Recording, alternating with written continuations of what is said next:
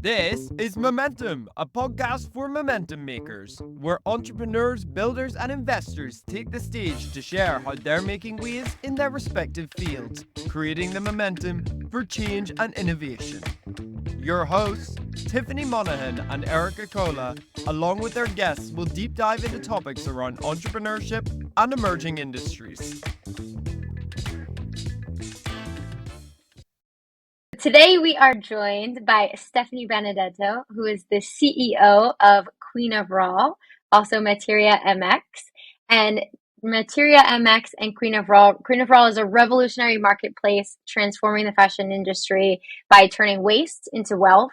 And Materia MX is a B2B enterprise software which has come out of that, which we'll get all into today.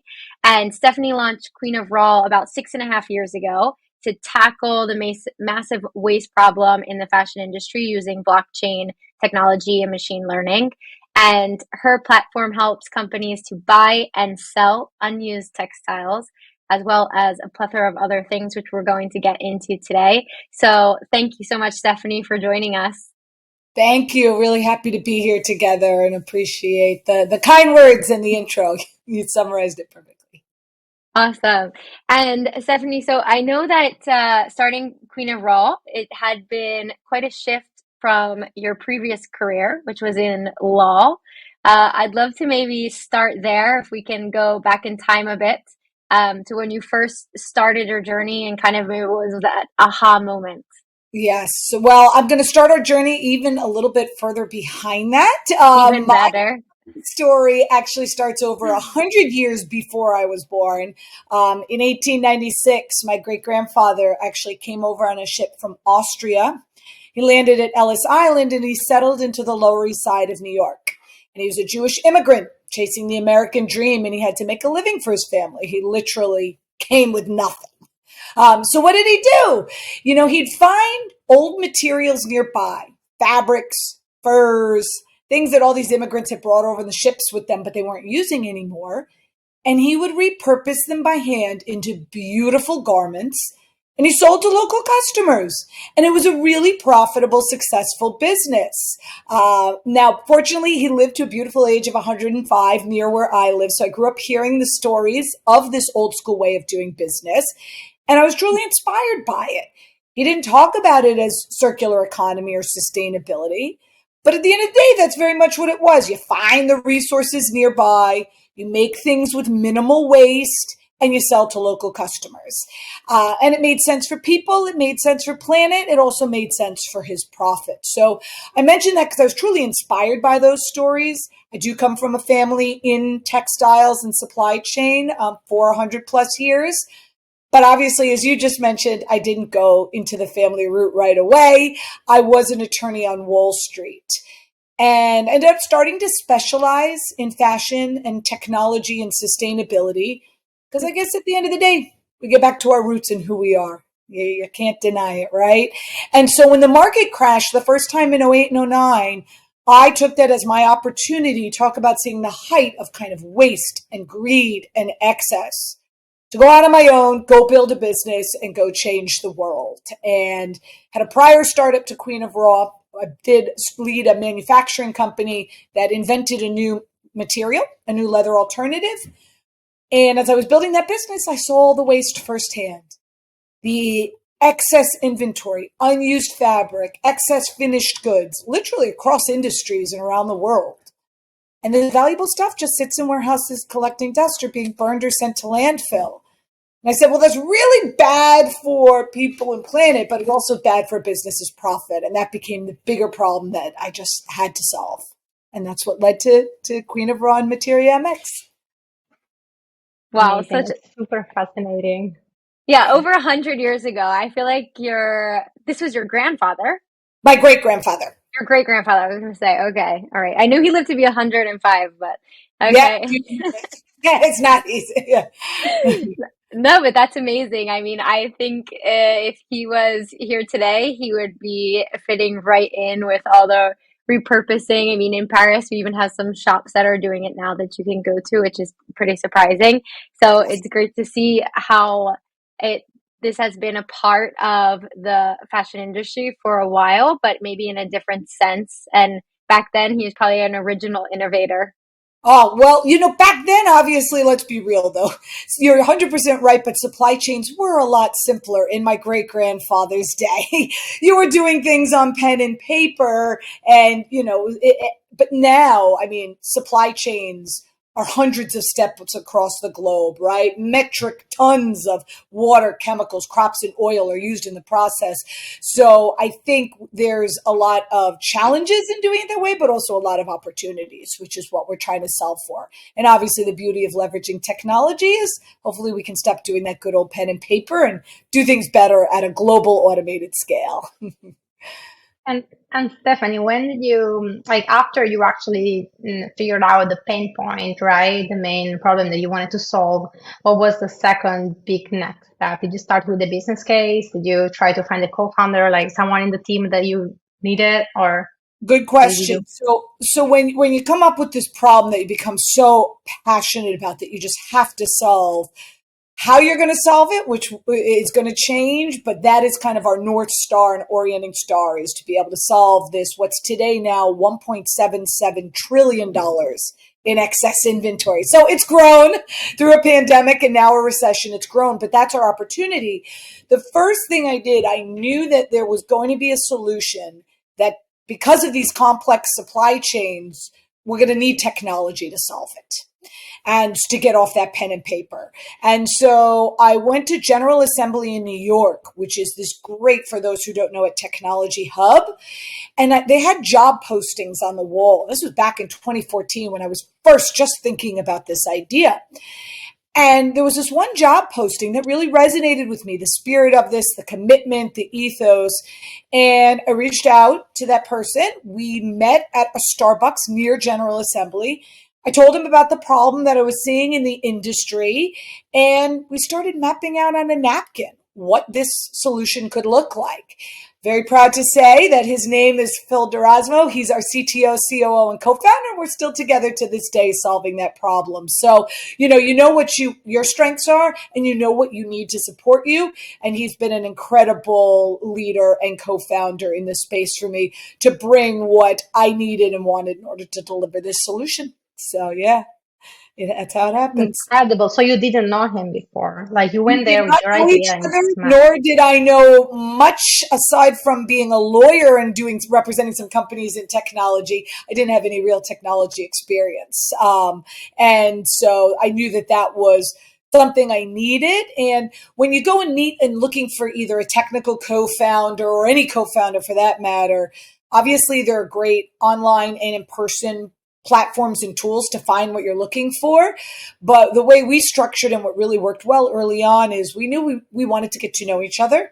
We wanted to trust and respect each other and learn each other's ways of working, right? Because it is that much a partnership. We're still together 6 years later. So plus years later. So the best thing we did was we both had other jobs at the time, but we started working together on this on the side.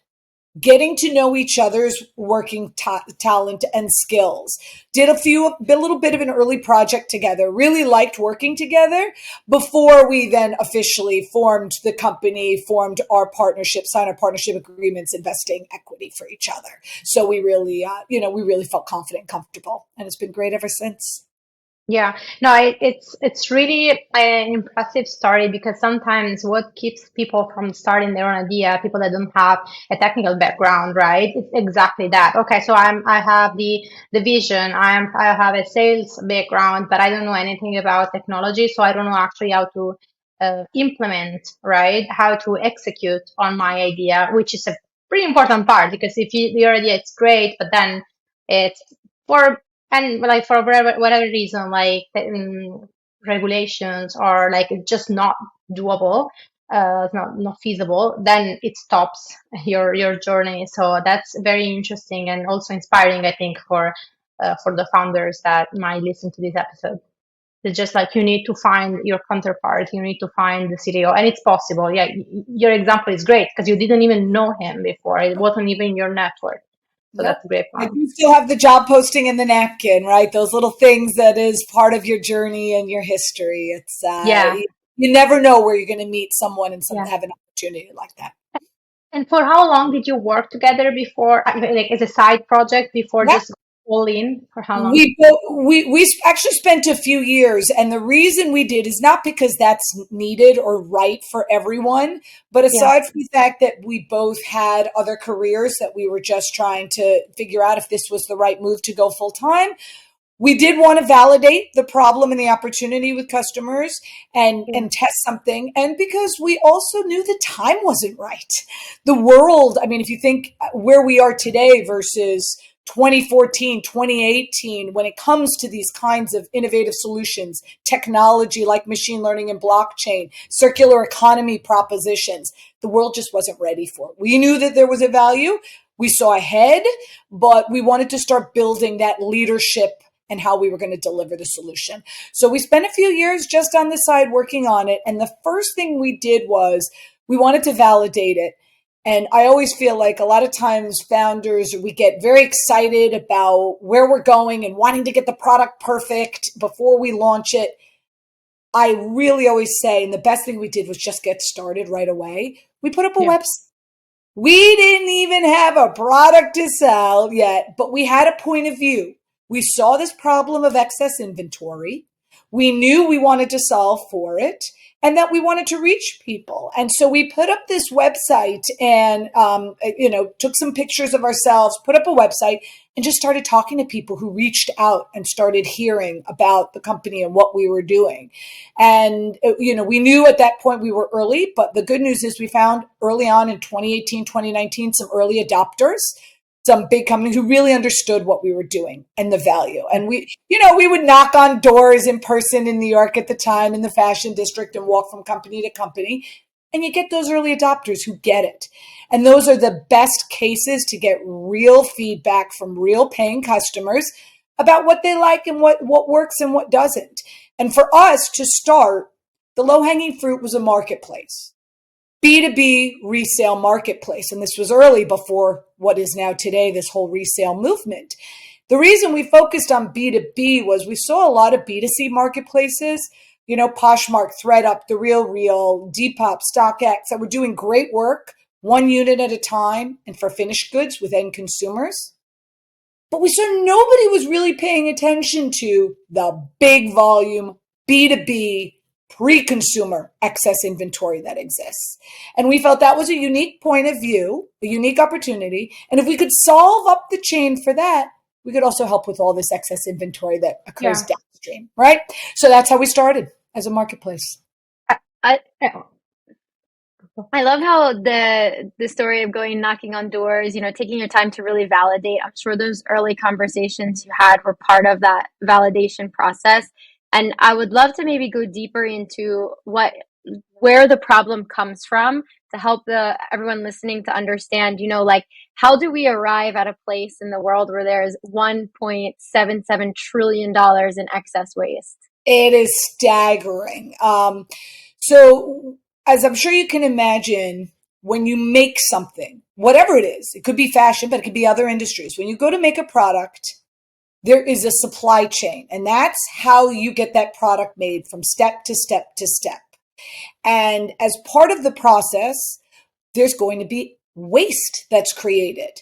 So at all those steps, and that waste can occur for so many reasons. It could be because a company overbought inputs and materials to make that product. And then they ended up having a shift in the demand for that product, or they changed a color or a pinstripe, or they went to sell that product. It didn't do as well, and they still were sitting on all this excess. All these reasons, and it goes on, why there is excess inventory sitting all across supply chains. When I started looking at this issue, it was $280 billion worth of excess inventory annually that sat in warehouses. But that was before the pandemic. And then, of course, if you think about what happened to the pandemic, we literally became in a crisis of supply. More excess inventory than ever before because of unused stuff, canceled orders, closed stores, shipping issues, missed seasons and collections. And this stuff just piled up. And now in a recession too, with less demand for things, we're at now, as you quoted, 1.77 trillion in excess. And I think the other thing that's important to realize, though, is a lot of this is perfectly good stuff. So many people, when they think of excess and resale, and they think of damaged stuff, or, or end of year runs from a long time ago that's just been sitting in a warehouse because it's collecting dust. That's not always the case. This stuff can be in mint condition, still sealed, never touched. So I just say that too, for people to realize how economically and environmentally valuable it is. But it just, when you're working in the way the world was pre-pandemic, it was faster, more. And then when things suddenly slow down, you realize the breaks in the chain and where your supply and demand is off and what you got to do to fix it. And that's why we exist. Yeah, because that's a big increase from 280 billion to 1.77 trillion. That's huge. And I think we've seen some examples, I think some brands burning clothes after because they don't want their clothes to go into sale and decrease the value. And for the manufacturers who are manufacturing like the textiles along the way that you're repurposing, how had they handled the waste? And then how are you working with them today to then get that supply and connect them to other buyers? You're exactly right. The old school way of doing things was you let it sit because you're making more and faster and you're focused on new. And the stuff just sits and accumulates and accumulates and accumulates. Sometimes, because these companies were doing it by pen and paper until us, they didn't even know how much they had there or where it sat or how it was piling up. And now it's just reached such an amount that it is eating into their bottom line. For some big companies, it's up to 15% or more of their bottom line is tied up in this excess stuff. So it's reached such a level, it's finally gotten to the CFO's attention, right? At that volume waste, it's not just environmentally irresponsible. This is a CFO and business issue. And the old solution was to burn it or landfill it. Well, the good news is because of all the awareness of these issues for people and planet environmentally, you can't do that anymore. The laws are changing and the consumers won't stand for it anymore. So companies were struggling and needed to find a solution at that volume and scale to help them solve for it. And that's where we came in and kind of our opportunity, of course, to divert. And we've diverted on average 92% around the world of what goes into our system gets diverted from landfill and incineration. And that is because we help companies reuse it internally, resell it, recycle it, or donate it all in one place. And that's what our software Materia MX does. And Stephanie, you also are combating the world water crisis, right? One of the mission of Queen of Raw is to save 1 billion gallons of water. And I'm curious about how did you come up with this strong mission, and also how do you measure and report the environmental impact on your platform to your stakeholders, to your users, for example? It's very important to be able to measure to us the economic and the environmental impact of the work you do.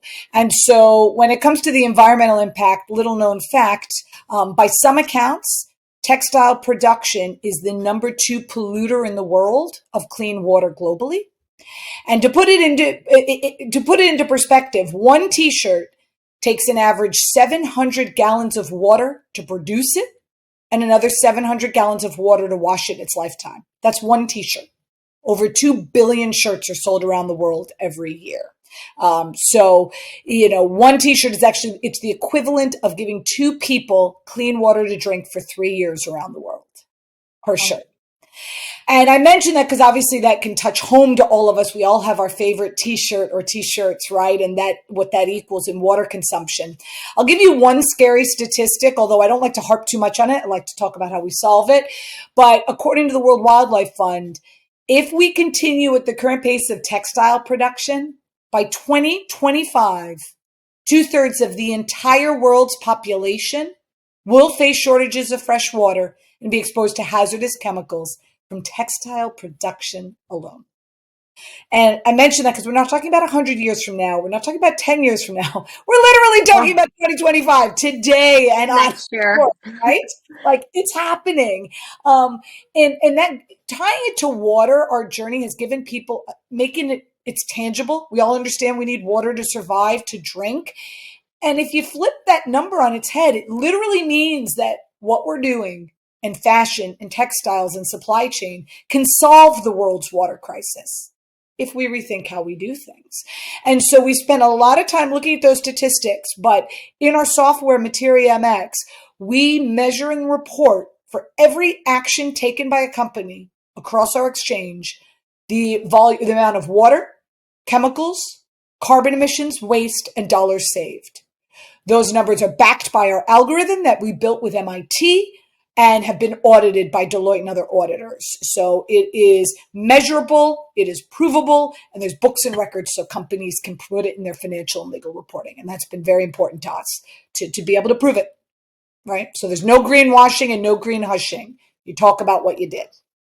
And the point on proof, I think, is interesting, especially for the consumer and the companies that you partner with. In terms of the folks who have been in the industry, who are working on the production side, maybe they've been doing it for hundreds of years as well. Could you talk about the mindset that they have? Well, there's always when you're doing anything innovative, you are up against an old school way of doing things, traditional systems, legacy systems, and it's not always, even if there's an economic and environmental advantage to what you're doing, you have to be able to educate people to get the adoption so that they will participate, even if it doesn't take any additional time and resources to do it. It's still something a little bit different. And what's your approach to that education? Yeah. So early on in the company, before the world, fortunately, the world today is a lot more advanced than it was when we first started looking at this, and people get it a lot more. But early on, you may have seen we'd spent a lot of time educating and going out there, doing YouTube videos and communicating to people in person and online why this matters so much and what the impact is, so that people get excited and passionate around the vision and the mission and want to participate. We could build the greatest tech in the world, but if people don't participate on our platform and don't want to use it, then what are we doing, right? How do we drive that impact? So that was our thesis, that we had to do it. For any founders out there, just to be clear, we haven't spent a penny yet in PR, marketing, or advertising, and we've had some incredible press. Yeah, how do you do that? Stages, right? I mean, from New York Times to Wall Street Journal to Good Morning America to On Stage with Ashton Kutcher and all over the world. And the way we were able to do that, and I always tell people, you have a unique point of view when it comes to the problem that you're solving and how you're solving it. The first thing we did before we had any press was we wrote a press sheet. And most people are probably like, well, how are you going to write a press sheet when you have no press? So what we did was I came up with 5 little snippy headlines that play into what I would talk about in a little presentation about what we were doing without speaking directly to us, but about what we were seeing in the industry and the world and the shift and what we could talk about. And then I wrote the first few sentences of what that article or presentation would be. And I threw some cool images on it, and I attached it to every email I sent everyone, every customer, every press, you all probably received it when I emailed with you as well. And as we started getting it shared around, press started picking up. And they would come to us as experts on those topics to talk about those things. Then we'd start getting quoted in things. And if you look at my signature block right now, which I sent you, I put everything in that signature block and I email it to every single person. And I truly believe that is how you build this momentum and education around what you're doing. And you can do it for free. So that's been great. That's been great for us. And it worked really well. We need to do a masterclass with you on how to cut marketing costs, because I think those strategies are very clever, honestly. I'll do another plug on when it comes to B2B marketing. YouTube is one of the best. It is next past Google, the best searched platform. So you do educational things, and short little videos, amazing. And then LinkedIn. We don't pay for Sales Navigator, at least not yet, but on LinkedIn, when you post a video natively to LinkedIn, they promote it really well. And to drive B2B sales, it's been our number one driver of traffic to date. And my number one video, I think I shot at like a little office space on a couch with a camera phone in 60 seconds. And I posted it natively, just talking about the issue and what we were doing. And I got like 60,000 views in the first 2 hours with not a penny in PR marketing. So quick little wins as well. Wow, impressive. Congratulations for sure. Yeah, that's And amazing. regarding the B2B business, one question that comes to my mind is like, how hard was it at the beginning to start a B2B business? And like, for example, how did you manage to convince traditional businesses to adopt the new platform? And what strategy have you proven most effective in order to encourage companies to join Queen of Raw?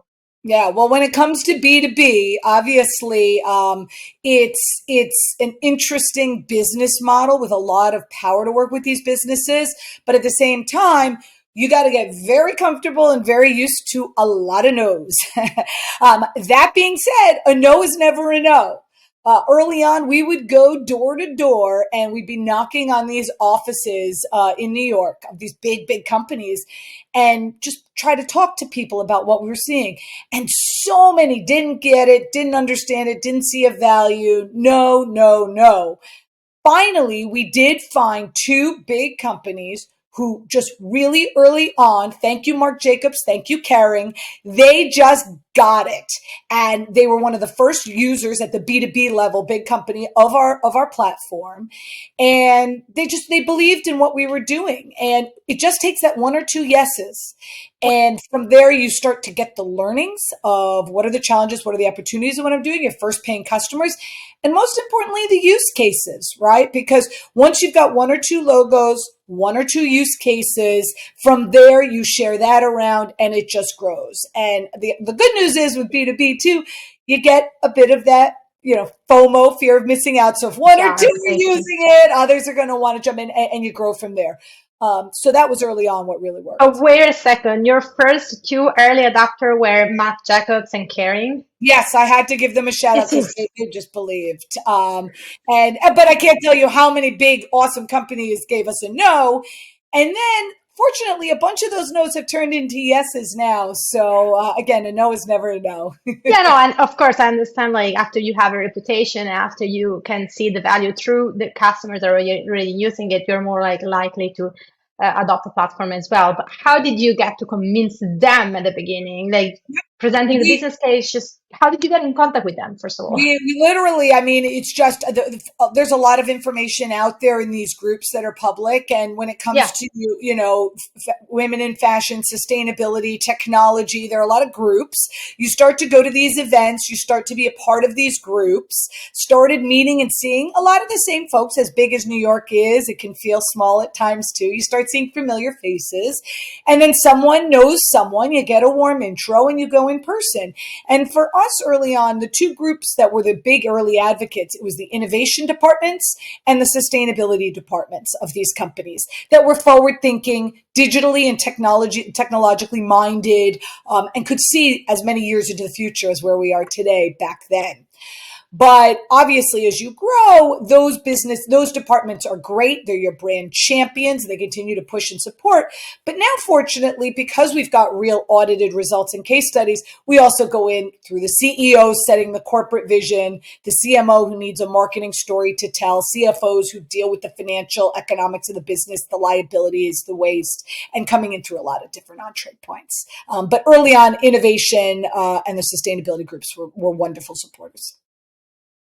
And when you go in through the different business units that you're mentioning, so like marketing through the office of the CFO, I feel like we started the conversation off earlier with a lot of value for the CFO just in the numbers and the opportunity.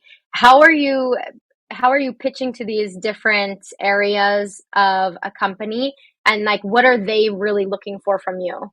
Yeah, the best thing we did, you can have all these pitches and all these different tailored for different groups approach to what you're doing. And that's important. But the number one thing for us that has driven business to working with the biggest companies in the world and across industries, we're not just fashion anymore. We work across industries. But the biggest was the case studies and the results. Do you actually move the needle, do what you say you're going to do, and have a result? And so one of our biggest and first publicly audited case studies was with Ralph Lauren. And with them, by leveraging our platform, we were able to take action on over 12 metric tons of excess inventory in just a handful of locations in China and Vietnam. We diverted over 92% from landfill and incineration while saving them a ton of money. And this covered textiles, paper, plastic, packaging, metal. We had this awesome result. And because we were leveraging our software, which has blockchain and machine learning in it, we could give Ralph Lauren the auditable books and records to prove that that is exactly what happened.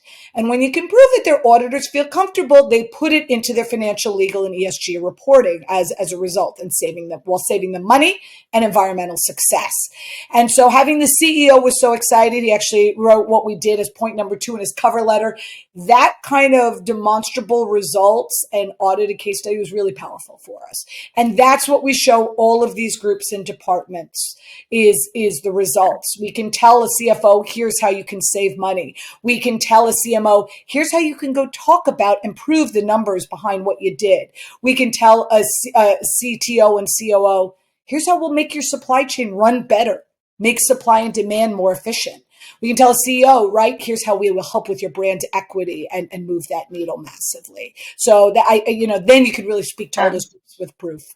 And so, and at this stage, you're knocking on doors, building out those business cases, and you accelerate a lot.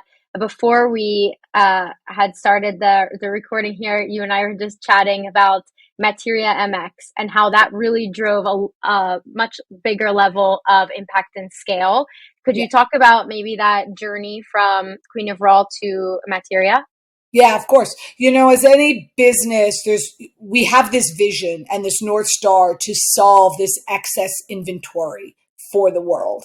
And we started in fashion and textiles because that was, where a lot of experience had come from. It was a pain point with my prior business that I saw. But we knew that was just going to be the beginning. And the easy place to start, as I mentioned at the time, was a marketplace where you could resell this excess inventory, keep it out of landfill, turn what would have been pollution into profit. But if you think about it, and with those early adopters, you're going to start to learn why they didn't do it before, and maybe where the add-on revenue streams and additional opportunities to help them solve are. And when it comes to a resale marketplace, obviously they've gotten a lot of traction today, and they're very powerful and people understand it. But when you're talking to the world's biggest companies, for them to be able to participate in a resale marketplace needs a lot of integration, automation, scalability. They don't want to move one t-shirt at a time. As I mentioned with Ralph Lauren, they want to move tens of metric tons at a time to drive impact and results. And so that's where, when we saw what was working in our marketplace and started building ways to make it more operationally efficient, quicker, easier, more cost-effective for companies to participate, that's what led to this suite of tools that live in our SaaS software called Materia MX. So now a big company can come in one place, see everything they have in excess inventory from raw materials to finished goods, and click a button, maybe to reuse it or resell it or recycle it or donate it, and then measure and report everything. And they get their own private dashboard and all these cool tools and functionality. So the product will continue to evolve and grow. That software-based solution has been very powerful for us to be able to get adoption at these Fortune 500 company level of what we were doing. And it also helped us not just do fashion and textiles. We are in CPG, food and beverage, now automotive and aviation. And because if you think about it, almost everyone in the world touches textiles. It's your clothing, but it's also the material on your chair, the inside of your car, the carpet under your feet. So we knew there were these other industries that could benefit from this solution. But when you handle textiles, you're also handling the zippers and the tags and the paper plastic packaging, right? And so we knew we could also deal with excess paper, plastic, packaging, metal. And that's what lends itself into these other industries. We just announced a great deal with Anheuser-Busch. Moving into this, all these other verticals. And when all these industries can really leverage each other's resources, I think that's how we're going to change the world. And Stephanie, you also mentioned the use of blockchain. Can you elaborate on that? How do you, can you explain how this technology has helped enhance trust and transparency in Queen of Rose operations? Yeah. So just to be clear, we're not a blockchain technology company. And that B word blockchain, just like the S word sustainability, it means a lot of things to a lot of people. And just so for our purpose, one of the biggest questions we got asked was, how do you know this is excess inventory? And how do you know where it came from, what it's made of, why it's there? And so we realized when it comes to supply chains and moving goods from place to place, there was a huge value in adding blockchain technology for exactly what you just mentioned, that trust, transparency, auditability, authenticity to the data we're collecting. It is not required that we use blockchain on our platform. It's an add-on value to have confidence that this is what is there. This is how long it's been sitting, why it's been sitting, who it comes from, and who it goes to. And it just gives people confidence to participate, especially when you're moving things digitally, right? So that's why we applied it and added. And, of course, also like AI, it's a big buzzword, but honestly, it's something we've been using for a while. Same as AI. I almost believe that almost every good technology company isn't using that. You're missing out on huge value add to deliver intelligence to your customers of what you're doing and read data in new ways. So we've been using it for a while, but it is very important. I love that you say it's a value add because I feel like a lot of, especially maybe a few years ago, blockchain, like when you think about it, it's like, okay, if you're doing something in blockchain, that is what you're doing. Like that is the product. Yeah. And I think now we see more and more that it's additional value on top of something that you're building. Yeah, no, it has to be. And, we say there's some awesome companies out there doing awesome things, but you have to be solving a problem. And if you're not solving a brain point and a problem today with everything going on in the world more than ever, why the hell is anybody going to pay you for that? If it doesn't save them time, money, resources, help them do more faster, help them solve a pain point immediately and long term.